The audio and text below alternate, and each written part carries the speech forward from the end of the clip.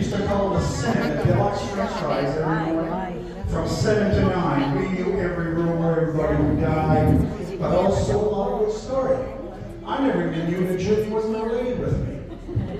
Then one of the boys around there started saying, then we started counting, he brought in some pictures. When he brought these pictures, he showed his grandmother's place in Del West, which we'll talk about in a few minutes. But what happened there was a link without us knowing the link, okay? And it made me proud. But again, the one common ancestor we all have is Theodore, Hébert, and Antoinette Roy. Guess who they are? They're our great-grandfathers and grandparents. They came through a lot of things. Imagine having 14 kids in a small place called Del West. In Notre Dame, you go Irishtown Road, you'll see a sign called Poirier, and you can go down that road up to the end, and there's the bridge. Imagine these people coming in and out. They were so poor. I talked and interviewed a lot of seniors over the years. They told me they were so poor that a lot of them had to contribute. The only means of revenue they had was cut wood. But again, guess what happened? They had to persevere. We can't give up these things. We have to be, because we're here to celebrate their presence, their perseverance. But yet, when Theodore and them first started in early 1900s, hard times were bad in New Brunswick. I mean, and not only that, the French was not a privileged person to buy or to work. They couldn't get nothing. But they got through that. And a lot of them did that by going through the economic times they had, came to Moncton. Not all of them, but only when Theodore died in 1911. He died in 1911 of a stroke. He lay paralyzed for at least a month. And then during that month, they had to look at it. They had kids who were still young, Uncle Joe must have been around 10 and 11 years old, not even 10 years old. Aunt Leah was not even less, right, Jimmy, lying there in the ballpark? So what did they have to do when he passed on? They had to move to Moncton because all of them were working in the mill, Humphreys Mills. At Humphreys Mills, they all worked there, so they moved here. The first place they found, including their mother Antoinette, was to move off King Street, called Spring Street in that area, Harper's Lane. Now you have to imagine what's happening here. In 1911, there's no streets beyond Lute Street. Imagine that today. Can you imagine Lute Street? That's it? And during that time, people were coming in and coming in. There was a train coming in from Bucktouche, which, they did find some employment, but they did after Humphreys Mills. They loved the railroad, so they on Spring Street, the majority of them got jobs there. Uncle Jacob. Uncle Jacob worked there, and I found he was a machinist in 1920. And some of your families, from the Jacobs families, to say, how did he? He wasn't a machinist. But if you look at the time they were talking about, 1920, the machinist mean anybody who could play with a machine.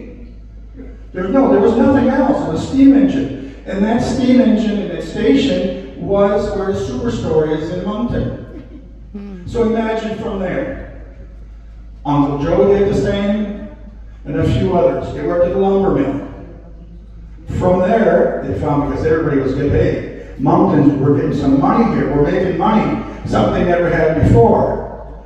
And working hard like they wouldn't believe it, but yet rent was getting higher. So where did they go? And I want you to take this second here. If you look across here on 811 Mountain Road is where they moved, where Al's is. Al's Variety is, and Baines used to call it. Now it's Midwest. They stayed there for up to until 1924, where Antoinette passed away by heart attack. At that time, they were all grown and they found their partners. Is that good or bad? It's got to be good because we're here. As a matter of fact, Uncle Joe met his wife there. That apartment was 2 apartments on top. And the Legers came from St. Paul. Forrest helped them too.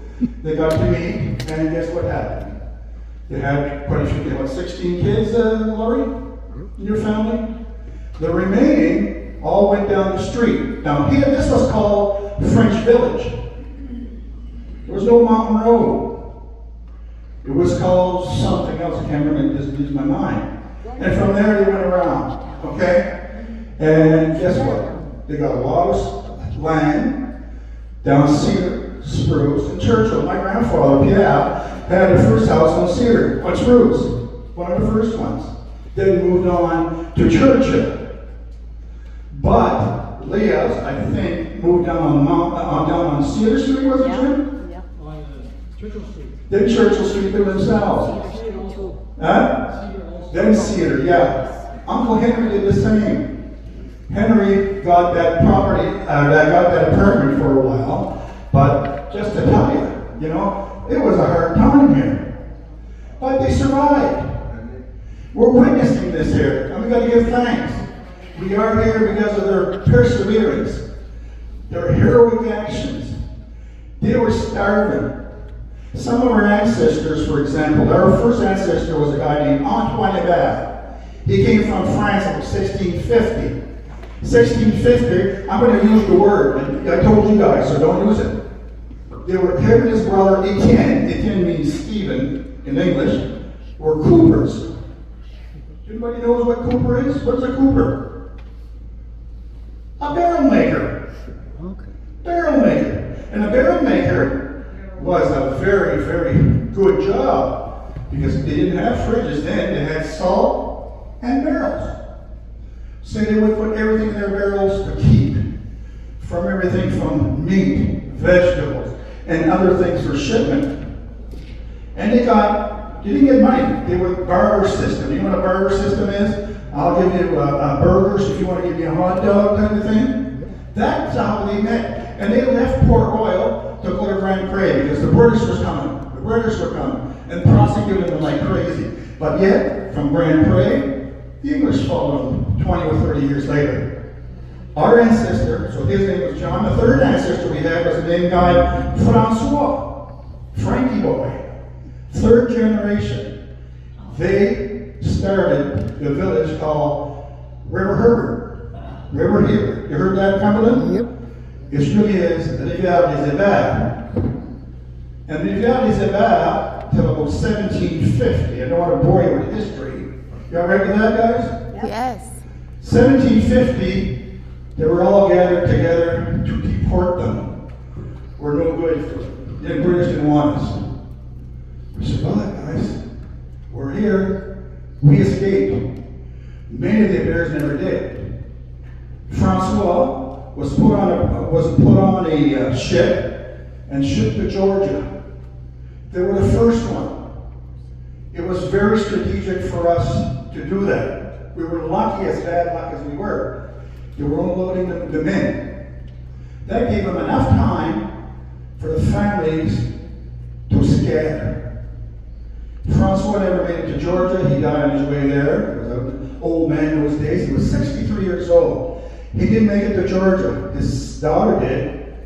And we feel that he was dumped in the waters. That's the way it was on the ship. But again, his son named Paul survived it all.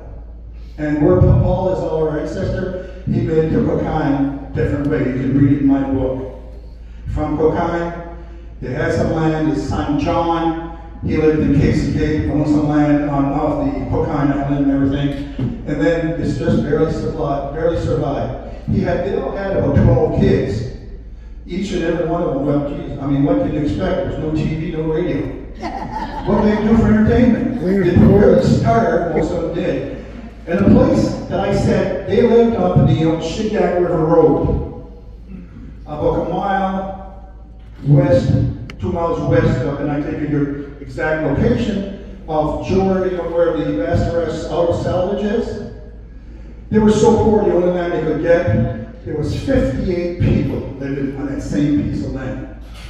Imagine, 58 people. Everybody's starving. Everybody's starving. trying to survive, but they helped each other. And then from there, well, they tried Fabien, which is Theodore's brother or father and his wife. They finally was given a grant of land. The grant we got was just leftovers, where nobody else wanted it. It was really inland. They loved the river, that's why the Cocan River, and that's why they call it the Northwest, because it was the northwest branch of the Cocan River. And that's where there was still no TV. They had 14 kids. One died. This first Joe died. There was another Joe, that was your dad, Lori and them. And yes, like I told you, they came back to Moncton and made it. Now that's something to be proud of, guys. I'm not going to sit around and just wait. We have to express ourselves. Tell that to your kids, their survival story. You know how many people died? You know, I mean hundreds and hundreds and hundreds. Our family was exposed to a place called Camp d'Espérance, the Camp of Hope. There was no hope.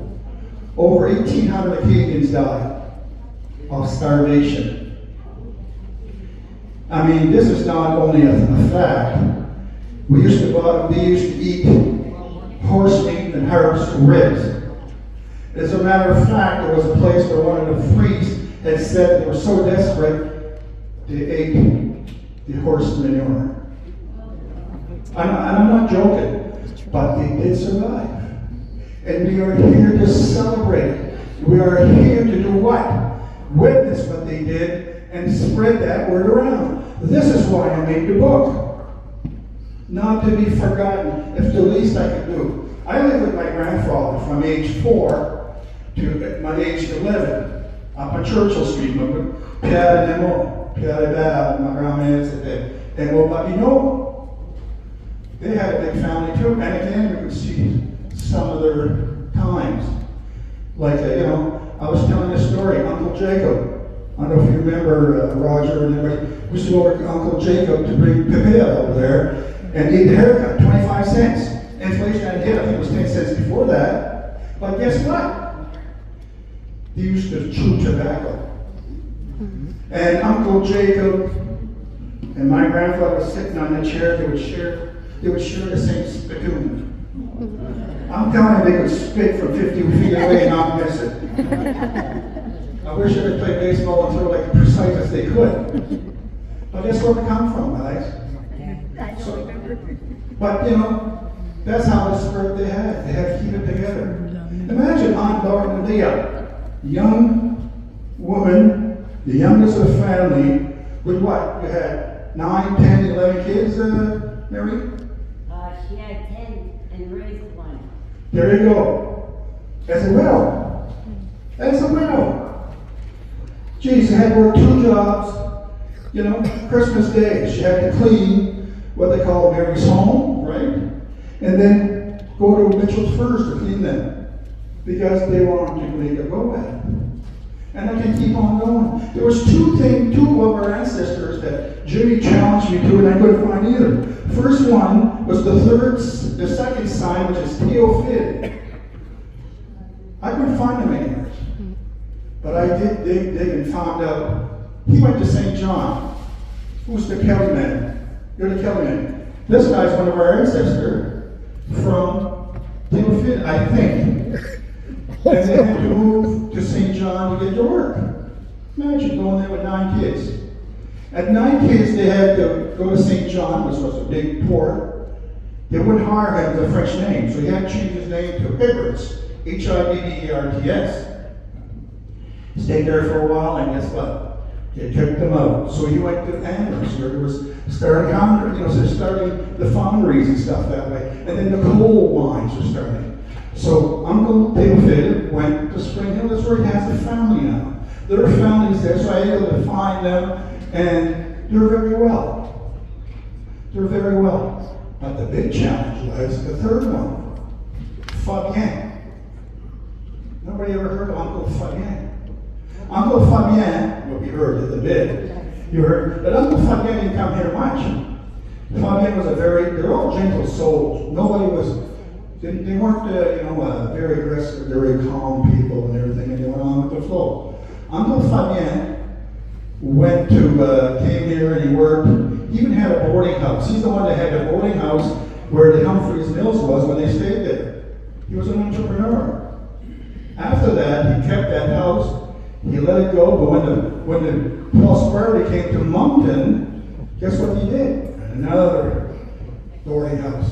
He married Josephine Comont. Guess what he did? He must have been, in the night, there was no TV or radio, but there was a convent not too far away from there. He married a nun that went.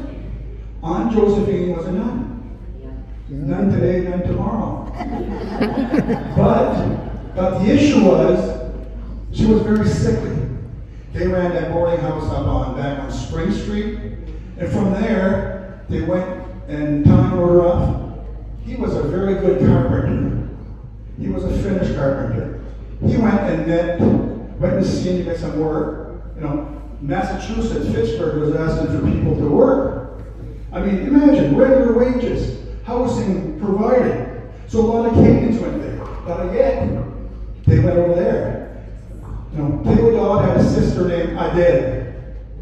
She was a widow, her kids all went there. She was a widow, and that's where he started back. And he worked there for a while, but then he started working for the same gentleman. But he had some places up in, believe it or not, Pittsfield, Massachusetts. Pittsfield is almost on the New York border, close to Albany. And he died there very silently. There's not even a tombstone for him. But he did what he had to do. Aunt Josephine, he's buried there, but Aunt Josephine was buried here. Around 1945, on 1950, Uncle Henry, Tom and them are in the back. Uncle Henry had the only car. He was working for a big job called a CNR. See that, Ralph? CNR, and he had a car. Once in a while, he would go to the States and meet, Adele's he had cousins, Adele's family, and also see Fabian. One time he goes and he knows that Josephine's becoming senile. Devenir en enfance. You know what en enfance means? You know what senile is like? And he couldn't keep her. He was all alone. They never had any kids. Guess what he did? He called his own family. He got her to the Brunswick. Uncle Henry brought Fabian and Josephine over here. If you'll notice, there's a picture in there where you see Leah, Henry, I think it's Joe, and then there's Fabian at the end. We had a hard time, me and Jimmy, trying to figure out which one was Fabian. We had no picture of him. And that's what they did. They brought her here. She died here. But again, he went back, and that's where he died. He was a ward of the state because those states didn't have much money. He died in 1967. Finishing with that, that's our family tree. That's our family story. I'm glad to see you guys. I'd like to invite each and every one of you to take a look at that labels on your chest. Blend in. Go ask questions. But these are your cousins. This is your family. This is you. And for you to spread that word to your grandkids and kids that we're not even here for nothing. We fought it. We are here. And we're proud of it. I hope you enjoy it. Thank you. I'm Leo. And bye-bye.